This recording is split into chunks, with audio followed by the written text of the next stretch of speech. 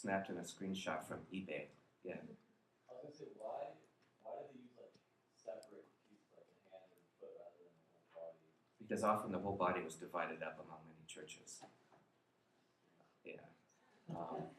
These relics are precious things. And So they would like tear the bones apart and then like. yeah, yeah. Or some bones and then call it Saint So-and-so. I mean, there were a lot of fakes. Martin Luther famously said something to the effect of, if you put together all of the relics of the true cross, the bits of wood that compose the true cross of Christ, you could build a cathedral with them. I mean, there were so many of them around. Yeah. I'm just going to elaborate on the point of cutting up the saint's body to take relics. I've heard that when the Ayatollah in Iran died, people were attacking his body trying to cut off a finger. Wow. To take away relics. I have not heard of that, but So, I don't know of that tradition in Islam, but I can't comment on that. Shiite tradition. Okay. Interesting. That's apparently still happening at a very fevered pitch.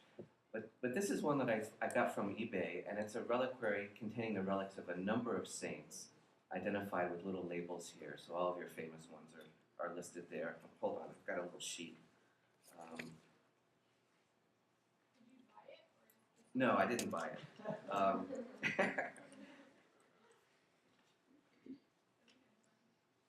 This one contains the relics. It had a starting bid of $1,000 when I looked at it. And according to the little handwritten labels inside, all in Italian, San Giacomo Maggiore, San Filippo, St. Andrew Apostle, Luke the Evangelist, Bartholomew the Apostle, Paul the Apostle, your greatest hits of Christian saints are included here. And in that cross in the middle, there's a bit of a sliver of wood, and that's the relic of the true cross. I don't know how much this one sold for, but I have another screenshot from another relic of the true cross, very similar to this one, that sold for $511. And there's many relics on sale at eBay at any one moment in time. Yeah, How large is that? they're just 2-3 inches. Many of them are smaller. What exactly are those relics? Toenail clippings? Often it's little bits of textile, sometimes hair, sometimes bone fragments. I think eBay now, though, bans the sale of human relics, those that contain body parts. I'm not sure what their policy is on hair, but anything like cloth often that was worn by the saint, that's a very common one to still find. And Catholic churches are still selling these.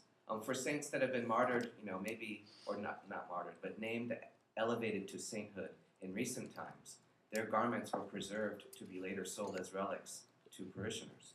So it's an ongoing practice. I think it's a really fascinating one.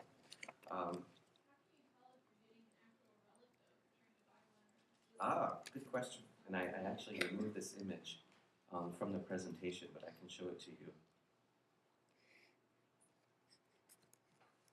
somewhere. Don't worry, we're not going to look at all of these. Some of them are for later chapters. Where is my...